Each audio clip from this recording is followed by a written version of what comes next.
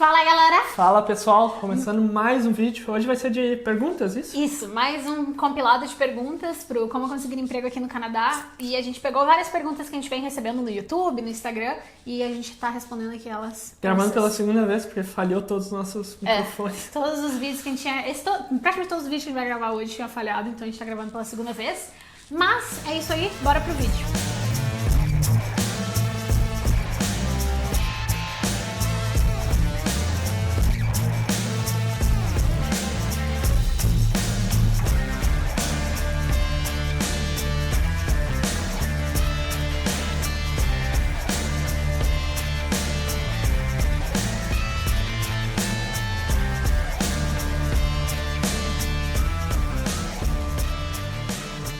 Pra quem não sabe, a gente tem uma série aqui no canal que se chama Como Conseguir Emprego no Canadá. A gente vai deixar linkado aqui, eu acho que é a playlist. Não, aqui. E vocês podem assistir, tem vários vídeos lá. E esse aqui, hoje a gente vai comentar, vamos responder várias perguntas que a gente recebeu.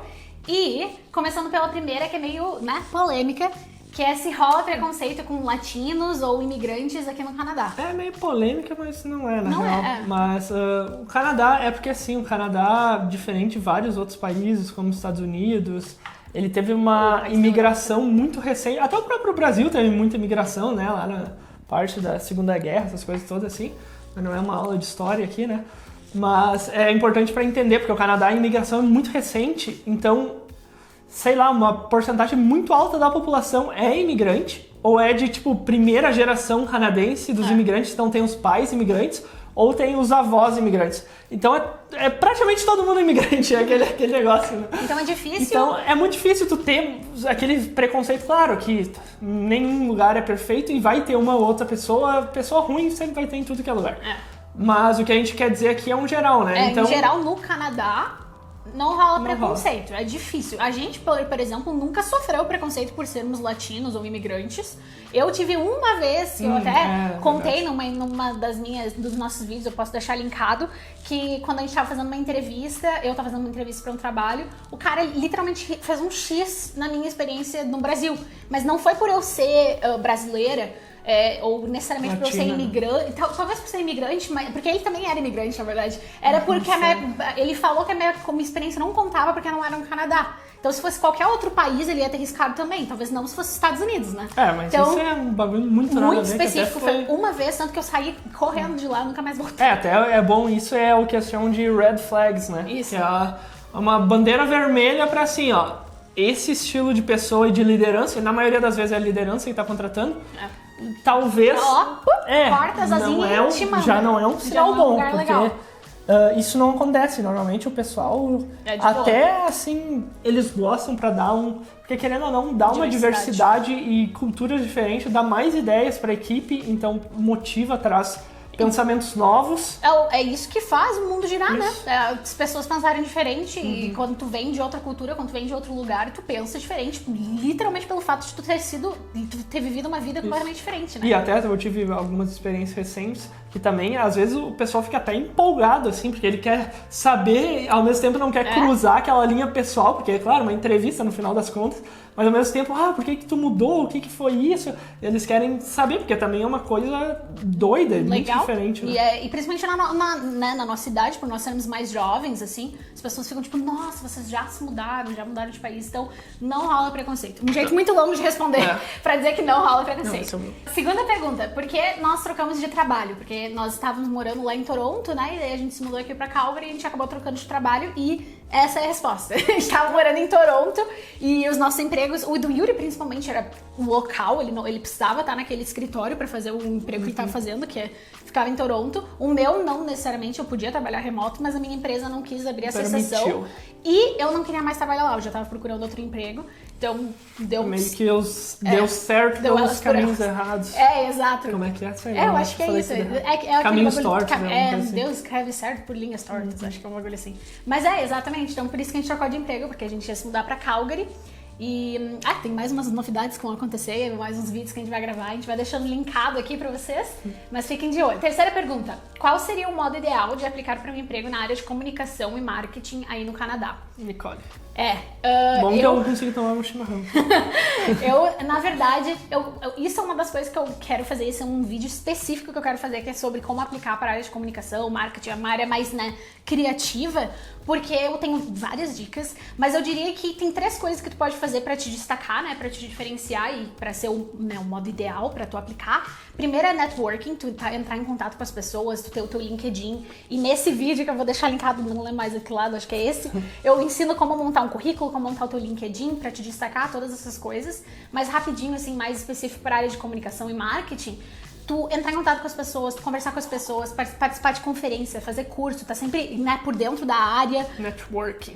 Networking mesmo, esse é um dos primeiros modos pra tu te destacar, tu sabe conhecer as pessoas. Segundo, é tu ter um currículo que seja mais criativo, que não é muito formal, muito... Sabe aquele template de Word básico que todo mundo usa e que não chama atenção, né? Não chama atenção, exato, e que não até explica... por isso, né? Tu é marqueteiro, então Exato. tu mais do que qualquer outra pessoa sabe que a importância de chamar atenção. Exato. Mesmo, né? E de saber se vender. Então, até na forma como tu escreve as coisas, daqui a pouco não é porque tu usa várias cores ou porque tu usa um template super bonito, mas é da forma como tu fala, como tu escreve as tuas coisas, como tu descreve a tua experiência. E a terceira coisa que eu diria que ajuda é tu ter um site. Eu tive quando eu comecei a aplicar para vagas, quando a gente tava fazendo, eu até tenho, meu site ainda tá no ar, eu comprei um domínio, na real acho que eu não tenho mais o domínio, mas eu ainda tenho o site, eu fiz pelo Wix.com, eu vou deixar linkado aqui no vídeo, e, nossa, foi um game changer pra mim na indústria, porque as pessoas adoravam entrar no meu site,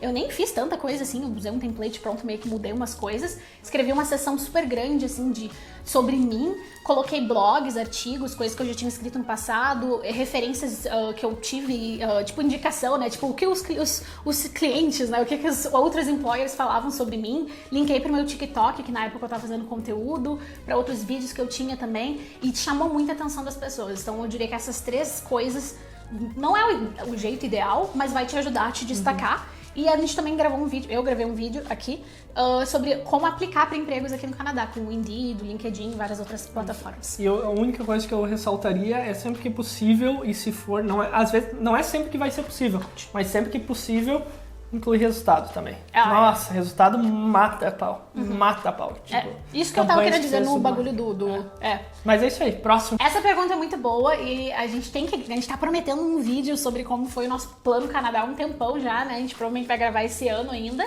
Mas a pergunta é, por que nós dois fizemos college? Como deu pra saber até pelos acontecimentos na nossa vida de casamento agora, a gente não era casado e nem morava junto lá no Brasil. Então, não tinha ligação mesmo, não tinha nenhuma, não era nem união estável, né, como eles chamam. Porque pra ser união estável, tem que morar junto. Tem que morar junto, pelo menos um ano, alguma coisa assim. E, quando a gente tava fazendo a nossa consultoria depois, a gente decidiu, os dois vão fazer college porque não tem o que fazer. E daí depois, com o passar... Não, calma. Com o passar do tempo, passou uns 2, 3 meses por ali, a gente... E se a gente casasse no papel mesmo, assim, né? E aplicasse para um trabalhar e o outro estudar, que seria muito melhor, a gente ia gastar muito menos dinheiro e tudo mais, e que faz muito mais sentido. E daí a gente falou lá com o cara que estava fazendo nossa consultoria e ele acabou falando que não dava para fazer, porque ia ser muito na cara. Eu acho que até, isso pode ser muito verdade mesmo, mas eu vi outros casos de pessoas que conseguiram, casando bem em cima da hora, civil, assim? Isso, fazer esse processo. Então, eu acho que até daria pra fazer, a gente poderia ter economizado uma dinheirama muito grande. Mas a gente não quis arriscar na época? Não, porque eu talvez até arriscaria, mas é porque foi fechada a porta como definitivo. Não dá. Foi o que nos disseram na nossa consultoria. E, além disso, também tinha o fato de que a gente era muito novo e, aquele fator dos pais, dos nossos pais, a gente tava fazendo faculdade no Brasil, a gente parou a nossa faculdade, a gente largou a faculdade, então a gente não se formou no Brasil e a gente falou pros nossos pais que a gente ia vir pra cá, então um dos jeitos pra gente meio que, não convencer, porque nós, não precisava convencer, porque eram adultos, mas mesmo assim pra meio que, suavizar o bate de que a gente ia se mudar pra outro país sozinho, só nós dois, parar, largar a faculdade, foi dizer que nós dois íamos fazer um curso aqui. Mas igual, a gente, às vezes Não o pessoal recomendo. pergunta, não recomenda, se dá pra fazer só um, faz. Até porque, pelo menos pra nossa experiência, o college não valeu muito a pena, assim.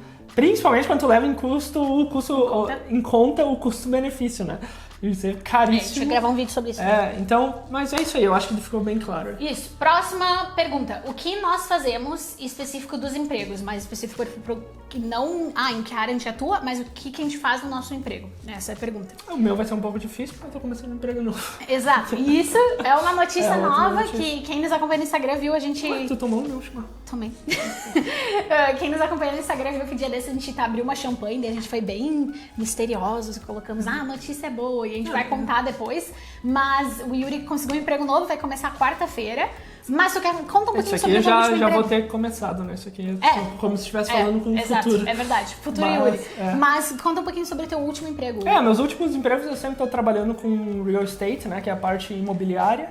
E passei por uma parte mais administrativa, trabalhando direto na brokerage, que eles chamam aqui, mas é na imobiliária em si. E é um pouco diferente, é ruim, é até meio, quando tu fala assim, é meio diferente do Brasil.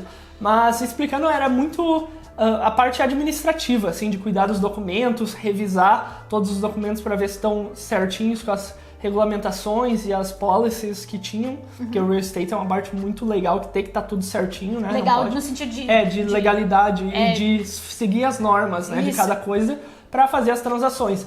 E eu justamente peguei esses empregos porque o meu objetivo final é me tornar um real estate agent.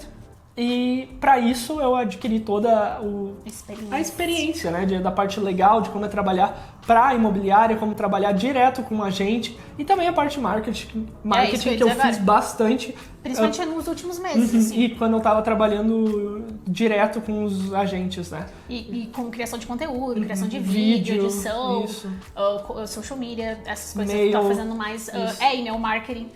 Eu trabalho com marketing, mas eu agora atuo numa área um pouco diferente do que era a minha experiência toda. Eu tô focando agora em project management, em account management, em que eu tenho clientes e eu controlo eles numa empresa, uma agência interna, então é um departamento de marketing numa empresa maior. E é como se fosse uma agência dentro de uma empresa. E aí eu tenho clientes e eu controlo literalmente tudo que eles fazem e que envolve muito project management, que é uma coisa que eu tenho muita paixão e eu adoro criar processos, controlar schedule, workflow, todas essas coisas eu tenho muita paixão e eu já fazia nos meus últimos empregos, mas agora tá mais focado nisso porque nessa vaga eu tô focando em especializar as minhas skills de liderança, de project management e todas as coisas de marketing, mas como é que é a palavra? Mas na hora de fazer, né? Botar a mão na massa, criar uma campanha no Facebook. Eu não tô mais focada tanto nisso. Eu tô na parte estratégica, de planning, de project management. É muito mais legal. Eu acho muito mais legal. Tem gente que adora ficar na parte mais prática, né? Na parte mais de botar a mão na massa. Eu adoro o planejamento estratégico, a organização do time, manage o time. Eu adoro mandar. Ai, que horror. Não, mas no bom sentido. Então é isso que eu faço. Eu literalmente controlo os meus clientes e as coisas que a gente faz em marketing, né? E daí envolve criação de novos sites, campanhas de marketing, literalmente tudo que tem a ver com marketing. Tu controla, então, o projeto e as pessoas que vão executar as coisas para tem que fazer tal coisa até dia tal. Essa semana vai ser isso, mais ou menos para coordenar o projeto e para fazer com que no final de tantos dias tu entregue aquele resultado pro cliente. Isso, e aí tu controla também, eu agora, por causa do meu background, eu também faço a parte estratégica, que na verdade é outra posição na minha empresa, mas eu também faço a parte estratégica de planejar o que é de fato que a gente vai estar fazendo. Até por isso tu vai gravar um vídeo de como pedir um aumento quando tu tá fazendo mais de uma coisa, mais da tua posição. Mas eu provavelmente vou gravar em fevereiro, porque eu não vou pedir o aumento agora. Mas enfim. Próxima pergunta. Pra vocês, foi mais difícil encontrar emprego em Calgary ou Toronto? Eu lembro que quando a gente respondeu essa pergunta da primeira vez, a gente foi bem cheio de dedos, porque a gente queria deixar bem claro que são situações simplesmente da água pro vinho. Quando a gente chegou em Toronto a primeira vez, a gente não tinha absolutamente nenhuma experiência no Canadá. Se comparar os dois momentos de vida, né? Isso que eu tô querendo dizer. Diferente. É por isso que eu tô tentando dar o macro, né, todo, pra depois a gente entrar mais no específico. Mas a gente não tinha nenhuma experiência no Canadá, nós não éramos formados, que nem a gente falou, a gente largou a faculdade no Brasil, então a gente veio sem formação. O Yuri tinha, na verdade, um diploma, mas eu não tinha nada. E a gente veio pra cá Pra começar a college, então, foi completamente... Não, é outro negócio. Outra coisa. Mas vamos tentar comparar eliminando essas variáveis. Isso, mas eu só queria deixar bem claro, Não, sim, né? porque vai ter essa parte que fica na cabeça. É porque senão as pessoas vão achar que, tipo, como foi mais fácil pra nós achar em Calgary, então é igual Toronto ou melhor que Toronto. Só que a gente tá em situações diferentes, sim, né? Nós somos pessoas diferentes. Eu acho que, assim, Toronto, em questão de número de oportunidade, é indiscutível. É muita oportunidade, mas muito. Eu acho que seria bem mais fácil conseguir uma coisa lá e pegar uma experiência de trabalho canadense. Essa é a principal vantagem que eu vejo. De começar, né? Tem várias áreas, várias indústrias, várias oportunidades, então eu acho que talvez seria mais fácil se inserir numa indústria que tu queira fazer uma carreira, sabe? E também para empregos entry level lá, não que esteja faltando aqui em Calgary, porque no momento atual do Canadá tá todo mundo contratando essas coisas de entry level, né? E com entry level a gente quer dizer cashier, caixa, sales associate, essas coisas assim. Para trabalhar em loja, mais em retail mesmo, né? E assim, lá em Toronto tem muito mais do que aqui em Calgary, mas aqui em Calgary também tem bastante isso. É muito difícil comparar, eu diria, as duas, assim. Até por isso que a gente tá... O pessoal pede pra gente fazer uma comparação dos dois, difícil. mas a gente tá esperando um pouquinho pra conseguir ter uma noção mesmo melhor. assim, né? Porque é muito complicado, porque pra nós, nas nossas indústrias, por exemplo, a marketing, eu diria que é relativamente fácil encontrar emprego em Toronto e em Calgary. Não fácil, mas tem muita oportunidade. Agora, na indústria de real estate, o Yuri teve mais dificuldade para encontrar número de vagas na área dele aqui, porque tem muito menos oportunidade, porque começa pelo fato de que aqui tem muito menos pessoas, tem muito menos casas, o mercado imobiliário tá diferente, então acabou que diminuiu a quantidade de oportunidades. Completamente. O Toronto é uma loucura o mercado imobiliário. Loucura. Super aquecido. Loucura. Então, até porque, se tu for ver, mesmo Calgary tem muito menos gente na cidade em si do que Toronto, comparando só a cidade de Toronto. Só que olha quantas cidades grandes tem em volta de Toronto. Mississauga, tem a outra mais pra cima, Lavon, tem várias cidades grandes também em volta. Então, aquilo ali para real estate, né? Para real estate é muito forte. Tanto que, sei lá, não sei, agora eu não quero mentir o número, mas tipo 60%, 70% da população do Canadá tá concentrado lá naquela faixa, entendeu? É muito grande, é muita quantidade de gente muito grande. Então é diferente, aqui em Calgary eu não tenho... A cidade maior perto é Edmonton, que é lá em cima, não sei onde. Então não tem um ecossistema quase em volta aqui também de cidades satélites, né? Então é diferente. Por isso que a gente tá tendo um pouco mais de dificuldade pra responder. Vai depender da indústria. Depende da indústria, por isso que é difícil de dar uma resposta concreta. Por isso que quando a gente for gravar esse vídeo, né, pra falar específico sobre o mercado de trabalho comparando Toronto com Calgary, a gente vai fazer uma pesquisa, a gente vai entrar em detalhes mais pra indústrias, mas por enquanto é essa resposta que a gente pode dar pra vocês. E a gente fica por aí, né? Hoje. Esse é o vídeo. Se vocês tiverem mais... longo. Já tá meio longuinho. Se vocês tiverem mais perguntas, podem deixar aqui nos comentários, nos mandar no Instagram, que daqui a pouco a gente faz um próximo compilado de perguntas, um terceiro compilado de perguntas. E é isso aí. A gente se vê no próximo vídeo. Até.